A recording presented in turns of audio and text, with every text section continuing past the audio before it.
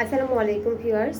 আজকে আমি আপনাদের সাথে আলোচনা করব কোনো ব্যক্তির যদি পুত্র সন্তান না থাকে তাহলে সে তার সম্পূর্ণ সম্পত্তি কন্যাদেরকে দিয়ে যেতে পারবে কিনা। একজন ব্যক্তি জীবিত অবস্থায় তার সম্পূর্ণ সম্পত্তির মালিক সে নিজে থাকে। সে তার সম্পত্তি বিক্রি করতে পারে, হস্তান্তর করতে পারে বা হেবা করতে পারে। এটা সম্পূর্ণই তার ব্যক্তিগত ব্যাপার।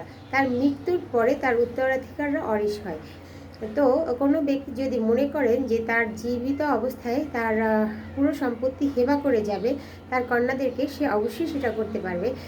তবে কোনো ব্যক্তি তার নিজের সিকিউরিটির জন্য সম্পূর্ণ সম্পত্তি হেবা করেও একটা পাওয়ার অফ অ্যাটর্নি নিয়ে নিতে পারে।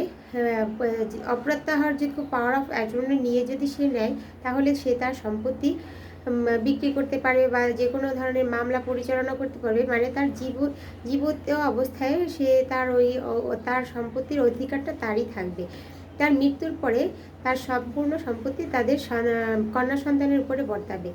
তো এক্ষেত্রে সেটা তার জন্য খুবই ভালো হবে এবং তার কন্যা সন্তানরাও সেই সম্পত্তিটি তার পিতার মৃত্যুর পরে সম্পূর্ণ মালিক হয়ে যাবে।